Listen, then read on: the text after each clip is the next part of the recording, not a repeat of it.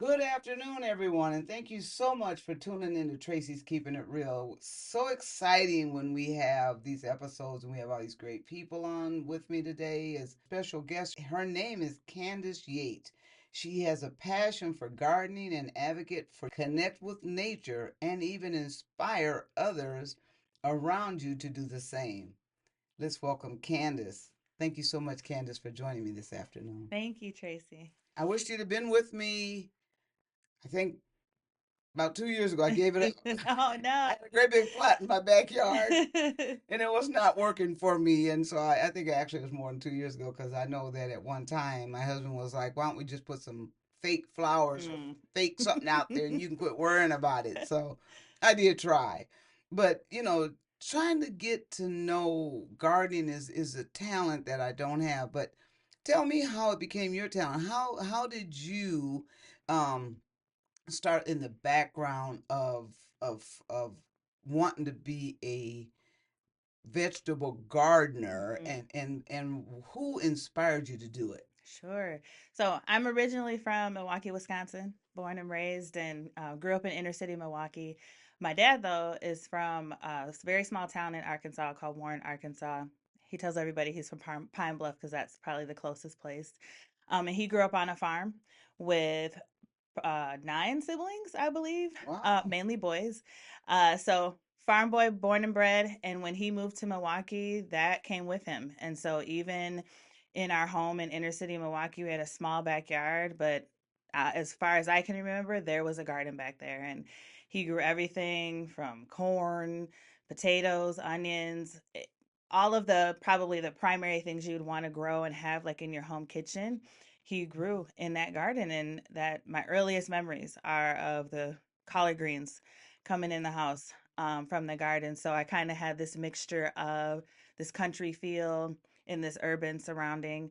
And then as I got older, moved to Minnesota for school and got married, and I think I always kind of had the inkling that I wanted to grow a garden. And as my family started to expand and we looked for a home, that was one of the things like on my internal list of I want to have a garden. And, we made the best of being home during quarantine back in 2020. And it just came to me like, this is your opportunity. See if your husband builds you some garden beds for the backyard. And he did. And I wanted to, at the time, kind of give my kids like something to do outside besides like being in front of the screen all day that would kind of be educational because, their schooling was impacted during that time. And I just fell in love with it. I just jumped right in, and it's almost as if like it had just been there the whole time. And I just never looked back. Wow. Mhm. And did your kids look back and want to kill you? Probably my husband because I've asked him to like build more beds and can you do this for me? And he's like, that is your thing. That is your, but he helps. But my kids enjoy it a little bit, but they know the gardening, that's mom's, that's my space. You know, that's my place to just go and be with nature and God. So, Oh, how nice is that? I love it. yeah. Well, can you describe the very first gardening? And I think you did kind of, but just talk a little bit about some of the items that might have been in there on your very first creation. What did you plant? What came Hmm. up? So, when I just kind of got the idea that I wanted to grow a garden, I kind of did a little bit of research, not a lot. I didn't want to get overwhelmed, so I decided to put a above ground garden bed in my backyard. It's 4 feet by 8 feet, just made of wood planks, and it goes right into the ground. So I wanted to be able to plant and not have to worry that roots couldn't go anywhere. And I found what's called square foot gardening. It's one approach. I think a lot of times when we think about gardening and maybe like a farm, we think of the big long rows of food. But square foot gardening is a really great way to grow a lot of food in a small space. Okay. And so when I learned about square foot gardening, that's what like really excited me. So one of my favorite things to grow is zucchini. That's what I grow. I for sure grow that every year. So that was in my first garden, and kind of the main staples, right? Carrots and cucumbers, beans and cabbages. So I mean, in this 4 by 8 foot bed, it's all in there. Tomatoes, just all kind of squished, and there's all kind of theories and ways that we can approach to gardening, but I just said, you know what? I'm going to try square foot gardening, put all these seeds in there, put these seedlings in there and see what happens. Wow. Well, I seen a Mhm. picture with you with a great big green. Mhm. Was that what kind of a green was that? Was Oh, that I think the big green I had, I think that was a huge cabbage. One of my first cabbages that I harvested, and it's probably bigger than my head. wow, wow, wow, wow. Well, I like I tried to plant once like a turnip and a mustard and a Hmm. collard green. I wasn't so successful, but you look like I seen one that you did pretty good with. Yes, collards are my favorite. I try to get some Georgia collard seedlings. We all know the Georgia collards are the best. So that is definitely something I grow. I honestly like those types of things that we probably grew up with. Homegrown is so much better than buying it in the store. And if we can buy it in the store, that's also great. But have being able to grow that at home, the taste is there's nothing like it. No, there's not, Mm-mm. and plus, not to mention that you're not spending all that money. Exactly. Well, how do you share your gardening passion with your family and others? Well, most of my family is not in Minnesota, but I've kind of grown in friendship with fellow gardeners around the Twin Cities. There's definitely lots of other black gardeners here, and on social media, I follow a lot of people too, as well on Instagram. But also, via church or people that I work with, kind of just creating these small pockets of communities where we talk about our gardening, we share tips, and we swap seeds and plants, and just it's really like a one big community that supports one another. Wow, Hmm. you see so much. If for me, I'm on social media, mostly Facebook for the Hmm. most part, because and I look on there and I never see any gardening because you don't Hmm. start there. You don't start looking at that until it gets in your feed. Then you'll Right. start to see a lot of it. Hmm. But it just sounds like it's so interesting to connect with people that share them experiences and talk about how you had a hard time doing something. Can they share? So that's a great tip for people just to know, Yeah. to look here, to find out how to do things better by sharing experiences. So that's Right. so great. Hmm. So what are the most things that you're proud of in your Mm. gardening? Oh, wow. Well, I think first of all, I'm just proud that I did it. I talk to so many people that say, "Oh, I've been thinking about it and thinking about it and thinking about it," and they still haven't started. And just the satisfaction that comes from watching something grow and Oh, knowing that, like, wow, I nurtured that from seed to plant, cucumber or whatever it is, that we grew. And also just really proud that that allows me to feed my family healthy, homegrown foods free of pesticides. I don't grow enough to like feed my family for a whole year, but during the gardening season, it's something that we get to enjoy. And I love that I get to provide that for my family. and I can Mhm. understand that whole excitement when when you watch stuff start to come up. I remember as a little girl, I've always wanted to garden. I just never was a good gardener, but I've always wanted to. And my mother had this little area right outside our window. And I said, well, there's nothing growing in that little area. I could put a garden in there. Mhm. So I remember buying some seeds for corn. Mhm. And I don't know nothing about what I'm doing. I'm going according to what I think you do. So I put some lines in the dirt, and I read the package, of course, but then I put the seeds. I didn't know how to really separate them out Mhm. or all that stuff they tell you to do. I just put some seeds down in the dirt. All of a sudden, I started seeing something green coming up, and I'm like, "Mom, I think." And the next thing you know, it was so funny. I ended up growing corn was real baby. It wasn't no big corn. But you grew it. I grew Yeah. it, so I understand Yeah. how you feel proud about it. It's like Mhm. we actually ate it too. I mean, it was even though it was baby, like we boiling this and we're Right. eating it. Right. So I get that excitement about that. So that's really cool. So how has gardening shaped your health and well-being? Because we talked earlier about how your health is from the gardening, Mhm. and how does that shape your health and well-being? Well, I think growing up, eating a wide variety of vegetables was just second nature in our house. I was not a picky eater. I have children who are picky eaters. But at the same time, like still exposing them to like a wide variety of fruits and vegetables and realizing that there definitely are pockets of our community where children don't have access to a variety of fresh fruits and vegetables. um Knowing the benefits of that and like really sharing that, especially also in the other world that I work in with early childhood, like that's something that's really important to me. And so I'm just really happy that I get to pass that on to my children. I grew okra Mhm. and they tried fresh okra. Of course, we've had it fried before, but showing them what an okra plant actually looks like and them getting to try a fresh piece of okra right off the stem or and other vegetables, getting to teach them how to embrace, healthy eating in a fun way. Being able to be a part of growing it, from growing it to getting it on the plate, is one thing that has really benefited our house. Nice. And Mm-hmm. that's exciting because, they if they help plan it, Mm-hmm. they may have that same type of gratitude and yeah, I'm gonna eat this because I planted it. And Right. At least they'll try yeah, it and, yeah. see how they like it. Versus sometimes when, we go out to eat or if I buy something from the store and they don't know what it is Mhm. and where it came from, they might not necessarily be open to eating it. Uh-huh. But, at the very least, they'll try it because mom grew it. Yeah. And Nice. some of the things they've grown to love. Oh, nice. So Mm-hmm. that is so cool.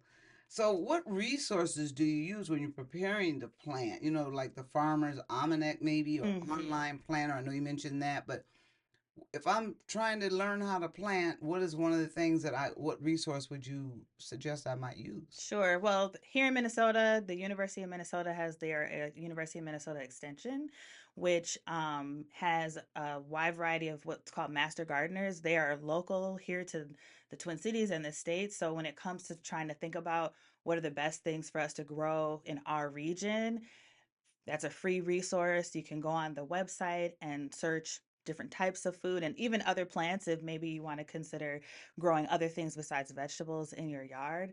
And I also encourage people to visit local nurseries, especially like local ones. The chain ones are great, but the local nurseries here are staffed with people who are very, very knowledgeable Mhm. about gardening and they are ready and willing to answer all your questions. Nice.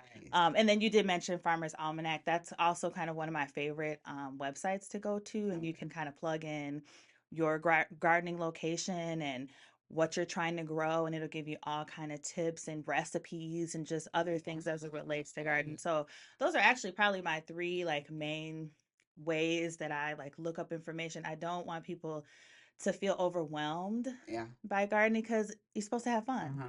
right? You're supposed to have fun doing it. It's a fun journey. And so if you can kind of get in the groove of like, what are your trusted things to lean on to help build your knowledge and then just go for it, I encourage people to do that. Nice. Mm. So when you go to the University of Minnesota or when you go to the Almanac, well, you did mention I love that. I'm gonna go on there myself, but to make it fun, is it cumbersome to get to the food and the gardening? Is it easy to find it in there, or is it like, oh, now I ain't coming back here because I couldn't find Right. it? No, the Farmer's Almanac website, almanac.com, I believe. I mean, you can literally go to the website, type a food in, and then you'll find information. Wow. I think you mentioned that I also use their garden planner. That's a paid resource, but I like that because it helps me to track what I'm growing from year to year Mm. and kind of just keep track of where things are in the space. But I started out with pen and paper, Okay. right? I Okay. drew a box on a piece of paper and I mapped out where You I are wanted to put serious stuff. about some gardening, girl. You are serious. What about the U? Is that easily to navigate? Yep, same thing. Very simple. If U of M extension and they have like a search feature, you can type in the type of vegetable or plant you're interested in getting more information, and it kind of has it broken down in different categories. So, how to support its growth, how to deal with pests. Wow. It's very simple to navigate. And it And shows you a picture. So if you hmm don't know what you're looking like, you mentioned your kids, if they don't know what it is from the store, they may not eat it. exactly. So that if they see a picture on there, then it'll let them know that that is a green you're looking at. Yes, That yes. is a cucumber instead of a Hmm. whatever it could have might have been. Like Right. it could have been What's a cucumber look like? I think they look like what you Well, mentioned. zucchini, somebody might think it's a Zucchini. zucchini. Yeah, yeah. Okay. Right. And then again, if going to like a local nursery, you can bring a picture of something. You can ask people, the people that work there, all kind of questions about growing all of the plants that are there. A lot of people that work at nurseries are very passionate about that. They want to be helpful. They want people to ask them questions. So you don't have to wander around. You can ask them anything about any of the plants there. It's kind of actually amazing how knowledgeable Wow. those people are. And like you said again, when you go to the smaller nurseries, they are not as busy as the big Mm-hmm. box, so they will take more time with you. Right, Yeah. right. Mm-hmm. So what is your, well, I guess this question I was going to ask you, but you kind of already kind of answered it, but just in case, what's your gardening philosophy? Is there, other than keeping it simple and Mm-hmm. enjoying it, is there anything else that you might say that's like, yeah, my gardening philosophy is that make sure you do this while you're Mm. doing that? Well, like you said, keep it simple and have fun. You know, our gardens are living, right? And so I treat my garden as a being. My garden has a name. Oh, People who see? know me know that. Yeah, Her yeah. name is Gardy Poo. Ah, And I talk to her and yeah. I express gratitude to her for the harvest that she provides, and I ask her what she needs. And I And bet you she'll let you know she too. does, I need yeah. water or something Hmm. to get rid of these pesky bugs. Yeah. And also, when you pesky bugs, right? I think that's the other thing when we approach gardening, it's not about perfection. Nature is not perfect as we consider perfection. It is perfect in its design. And so when we get out there and we see bugs, and last year I was pleasantly visited a lot by bunnies. And when we see those things, they're supposed to be there. And sometimes that's hard for us because we want the growing to go a certain way. We wanted everything to look beautiful in a certain way. And then when I go out and see that the bunny rabbits have nibbled all my sunflowers, I get kind of mad. But guess what? That is a part of nature. That is a part of gardening. That is, I'm in their space. And so I have to be willing to share and do what I need to do to carefully grow my plants with respect to the earth and the creatures that are out there. Well, now here we go. Now I get it on your respectfully sharing. I get all that. But Tracy's keeping it real. I Right? am Okay. not going to go through all that trouble for the bunnies to eat all my I feel food. you. I was mad. So I'm pretty sure we can do something to Oh prevent yes. that. Mhm. So is that like putting a screen on where you're planting, or what would you recommend for those that are like me, True. less likely to want to share their hard work with Right? the neighborhood bunnies? Yeah, there are natural deterrents out there. So we use some of those that mimic. So with my bunny rabbits, there's some natural deterrents that you can buy that mimic predators and what they smell like, and you can put it out so hopefully they'll stay away. Does that work? Sometimes it does. Okay. Sometimes it does. Fencing, or like putting vegetable nets over your plants especially when they're young and just starting out. That's usually when bunnies and chipmunks and stuff are most excited about eating those things, is when they're young, and young seedlings. And so covering them with nets, using chicken wire, and creating like some fencing. Again, it's not about perfection. And so what you have to put up and create, it may not look like it's ready to be pictured in home and garden, but if it protects your space from predators, And put it up, then put it up. because it's a piece of work trying to grow Exactly. things at times, It unless you is. got a green thumb, and I mean a green thumb. So so what do you consider to be your most valuable lesson when you're trying to keep the bunny from eating it all, or Right. when you're putting it down? What's your most valuable lesson you learned in gardening overall? Yeah. I think resilience. Plants are very resilient. So even in that, last year we had a lot of bunnies, and there was a hole in my fence and didn't realize it, and they were coming in and they were nibbling on my green beans and my sunflowers. And yes, I originally was so upset. But in that moment you might think, let me dig all this up and start over. I left I left it, and my green bean plants grew back. I mean, from a nub after being chomped on at the top, Mhm. they grew back. Wow. And so that has really taught me that when you look at something like a garden, you see what's growing on the top, but what's growing on the top, its roots are probably twice as deep. Yeah. And so that helps it to bounce back. It helps it to be resilient. And even though it was damaged, it grew back and it still provided what we needed for food. Nice. And so they shared with you this time, you might Yes. say. Mm-hmm. They Yep, didn't eat it all exactly. when it came back up again. Right. Yep. Nice, nice, nice. So, for someone that's brand new to vegetable gardening, where is the best place to start? Do you have to do something with the dirt first, or what do you do there when Yeah. you're just getting started? Couple things that to think about. Number one, like which direction does your yard face? So if you have, ideally, if you have a south facing yard, that means when the sun rises and sets, that part of your yard is getting the most sunlight throughout the day. Great place to have a garden. My yard faces east, so it still gets quite a bit of sunlight from the morning to the late afternoon. And so you have to think about your spacing, where you're going to have your garden, how much sunlight it gets. And then when we think about predators, what types of things will I need to put up to protect my space? And then what type of garden do I want? Do I want to have something that's directly in the ground? Mm-hmm. Do I want to have beds on top like mine? Some people have containers gardens. I have a neighbor down the street. Their front yard is their east facing space and they don't have a good backyard. So when you drive past, they have about 40 buckets in their front yard where they do all of their gardening and they grow everything. So think about your sunlight, where you want to have it, and then how much do you want to start with? I tell people start small.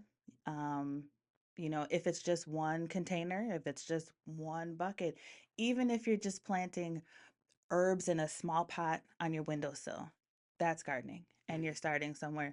If you've got big dreams and you're ready to go for it and you want to design and create a space that fills your whole backyard, by all means, go for it. But there's always a place for you to start. You need to consider your space, your sunlight, and your water source. Mm-hmm. We don't want to end up putting a garden spot in our yard and the hose is on the other side of the house. Right? Yeah, We kind of need water. yeah, yeah. So, kind of have to think about some of the essential things that need to be in place for you to have your garden and then go from there. And then when you talk about water, because I know my grandmother taught me this trick once too, because some people think if it rains, that's good enough. Right. But that's not the truth. Right. Typically, our gardens need about an inch of water a week. And if you pay attention to forecasts when it rains, that's a lot of rain. Mm-hmm. Right. So when it rains, if you look at what the rainfall total was, and it may have been raining for 45 minutes, and you look and you say, wow, that was only a quarter inch of rain.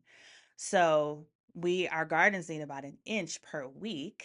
Mm-hmm. So that may mean, depending on how hot it is, it may need more that week.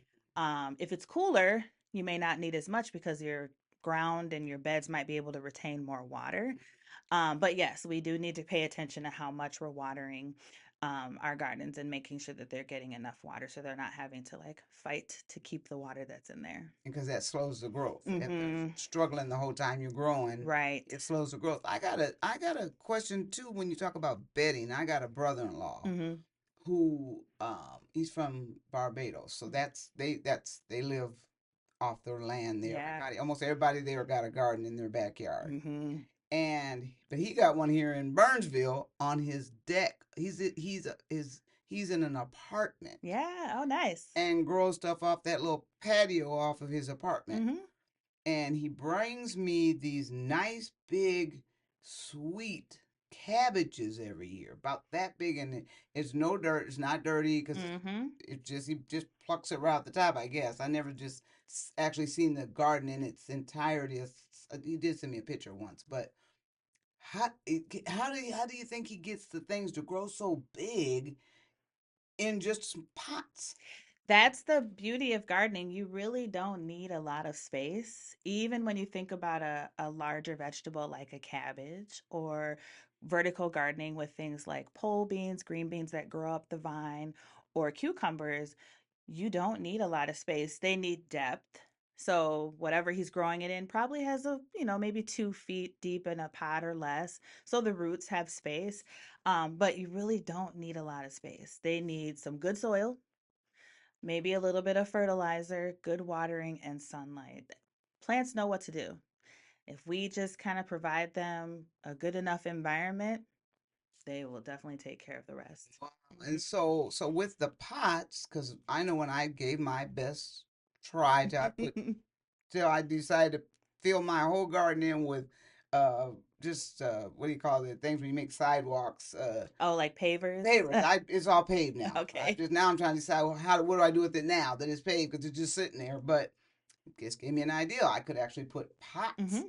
And so with the pots, you don't have to, or do you still have to worry about? Because this thing I hated the most was going out there and getting rid of all the stuff that was growing up in between and trying to determine, is this a weed Oh, or is this yeah. the actual plant? Yeah, you might because depending on like your tree coverage in your yard, like we Mhm. have one of those big trees that the maple, the little helicopter things Yes. float down, and those are seeds. Yeah. And so, if you're not covering around your plants with some type of coverage, you can use leaves or cut grass or like very like hay.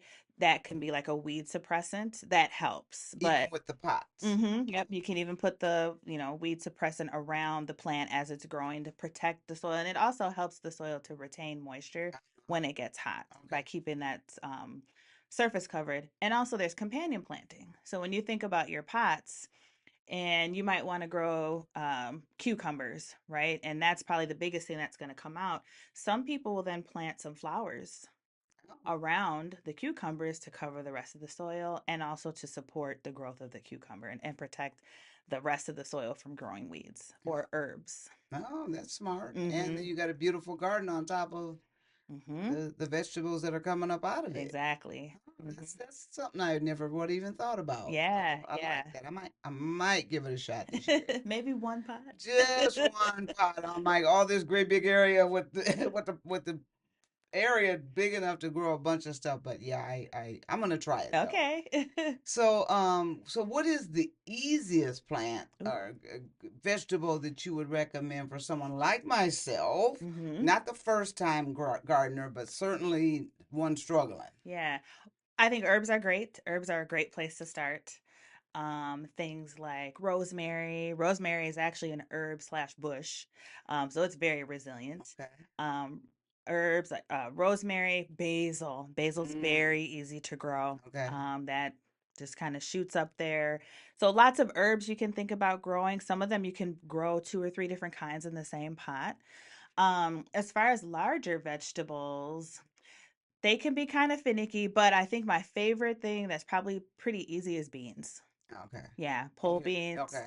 You can do pole or bush. I love pole beans because I like watching them climb and Mm, just seeing the flowers bud. But bush beans they don't need a pole. They grow like a bush, and they kind of have these groups of beans that grow. But both of them very, very easy to grow. and when you say beans, are we talking green beans? Or are we Yes. talking all kinds of Well, beans? actually, right, all kinds. So I grow green beans, Mhm. but other beans grow the same way. Okay. So like black eyed peas grow in the long pot like green Oh, beans, okay. but you leave them until they get dry. And so that's when you cook them like beans. All right. Yep. And so you take them right out of where they're growing and they're dry. Yep, you leave them long enough until they dry Oh, out versus if you pick them fresh, then they're a string bean. got But it. like with black eyed peas in them. Wow, how Mhm. cool is that? That I didn't know either. I have attempted to, and I did pretty good. I had a little pot Mhm. of green beans, but I never tried to do black eyed peas or no other kind. Mhm. So Yeah. that is very interesting. And that brings me to one other thing is like you mentioned early on about how you cook enough to feed your Mhm. kids during the planting season or the growing season, Yeah. but not necessarily in the winter. Is there things that we could grow now and blanch or do whatever Oh, and yes. freeze them and have them over the winter? Definitely, definitely. I would say there's ways to preserve probably just about anything you grow in a garden, either by freezing, blanching and freezing, like you said, or canning or pickling. Oh, My next adventure is probably going to be around pickling. because that's a great way to preserve food and you don't have to.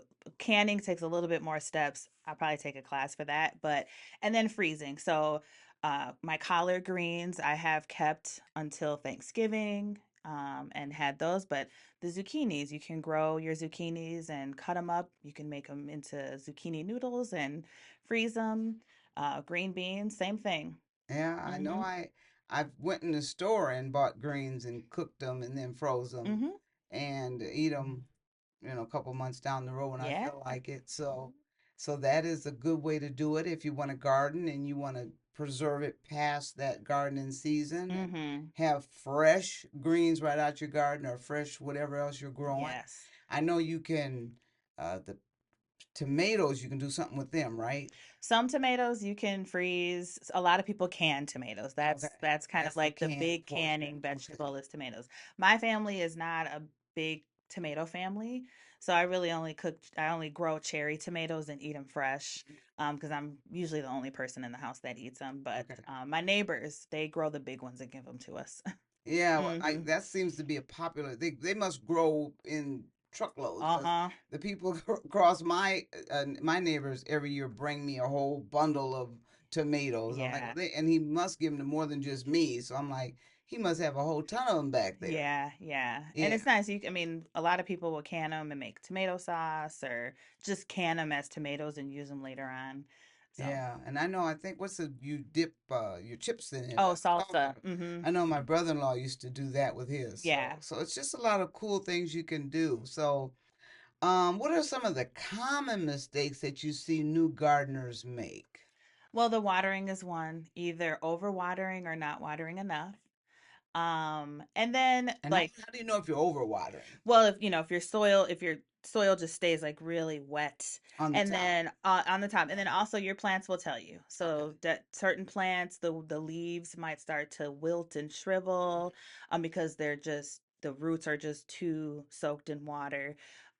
Or like you said before, if your plants can be struggling, so they might grow a lot of leaves, but they won't start growing the actual fruit or vegetable, because they're either parched or they're too watery. Okay. Mm-hmm. Now you mentioned if they're too watery, they'll maybe shrivel up.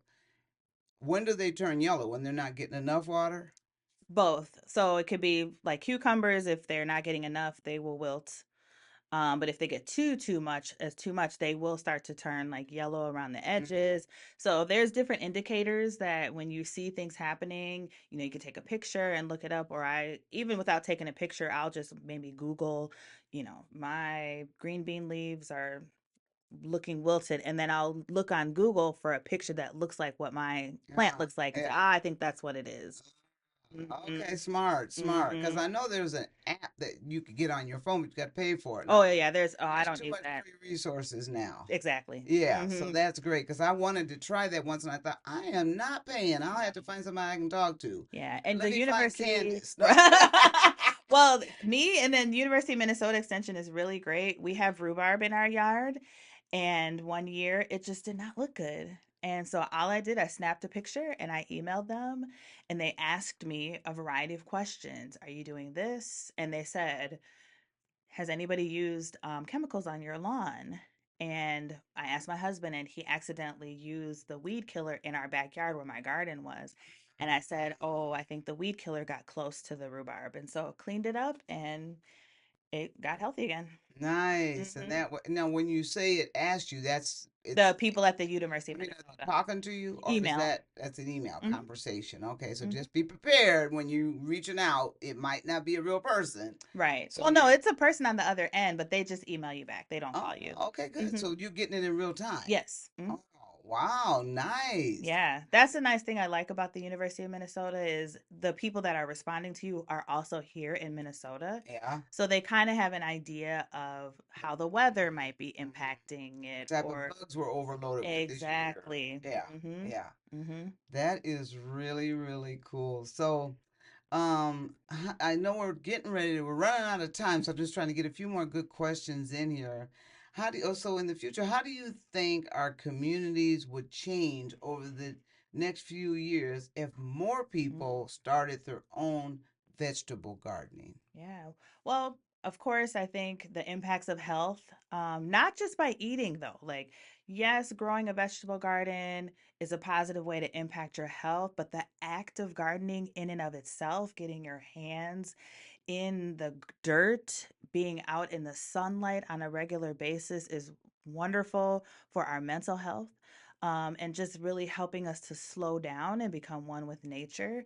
I think it will also create a better expectation for what we do expect from larger companies that are producing food, right? From growing a garden, I taste things differently. Mm-hmm. And so then when I do have to go to the grocery store, I have a different expectation for some of the fresh foods that I'm purchasing there because I can see how healthy homegrown food tastes. Mm-hmm. Yeah. Therefore, I'm going to have that same expectation in the middle of the winter when I go to the store and buy food. Also, I think the more we think about gardening, the more we think about what things can we grow here in Minnesota and in what seasons. And there are some things that we just can't grow here. Right, right. And it Okay. makes me think about where they came from. Right. How long did they take to get here? They probably weren't picked when they were ripe if they came all the way from Chile in South America and now they're in Minnesota. And do you have anything that you can use as one example of what that might be? Yeah, so grapes.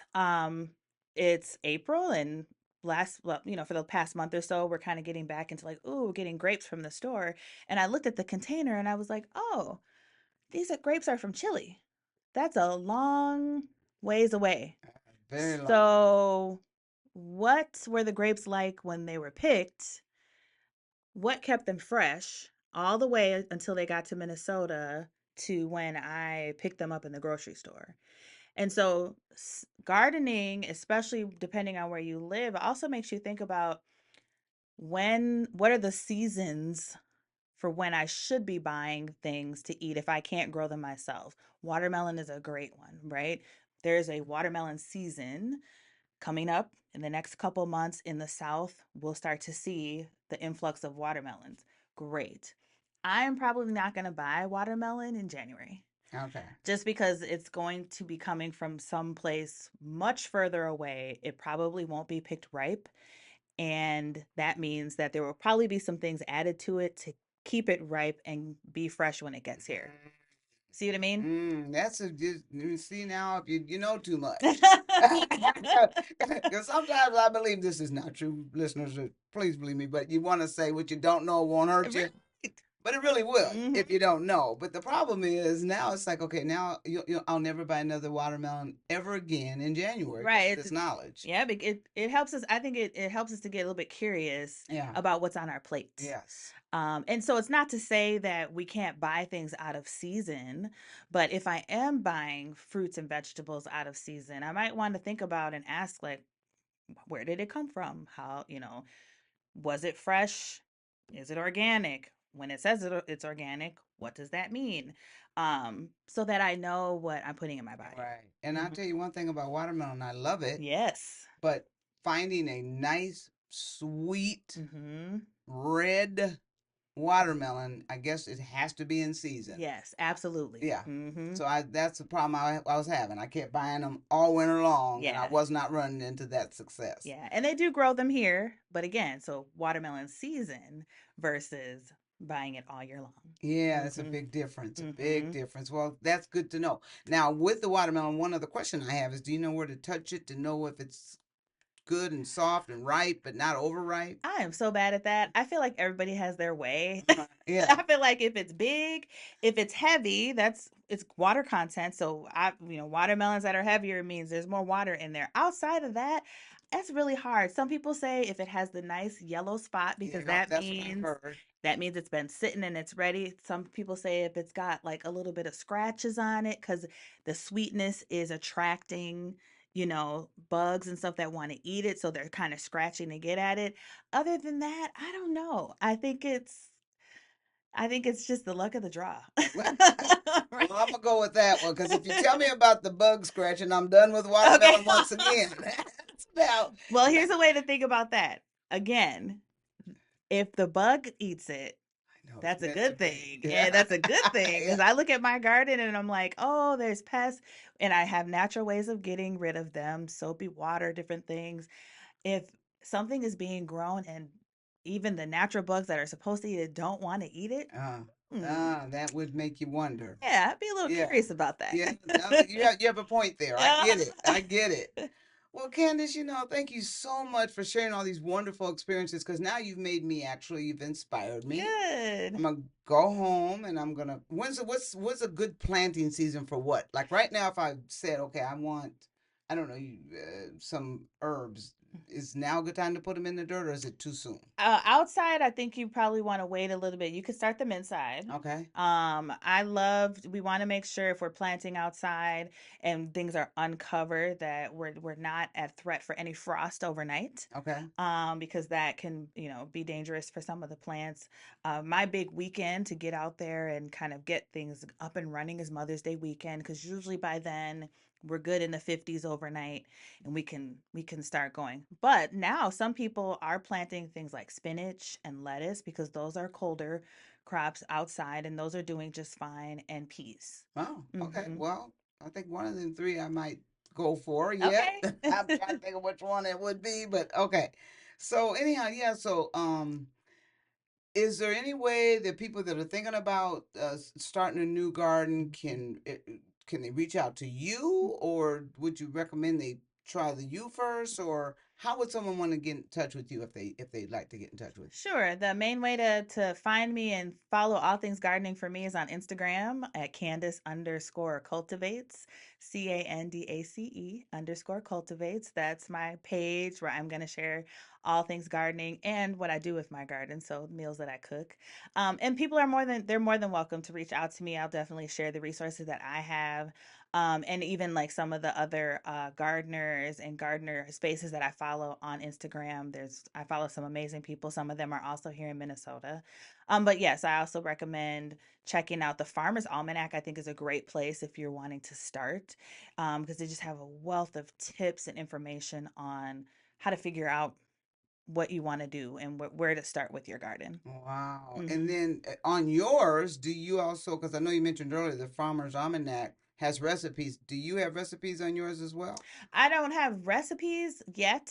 I am starting to share more of my meals and like what goes into them, but Okay. that's in the works. Got it. Well, I'm Hmm. looking forward to that at that Thanks. time. Wonderful. Well, again, thank you so much for joining us. You've Yeah. given people ways on how they can reach you, follow you, and do all the wonderful things to keep up with you. So, I want to ask everybody to please remember to check her out, but also remember to like, share, and subscribe to our channels. And thank you again for joining us. And until next time, remember to check out Tracy's Keeping It Real.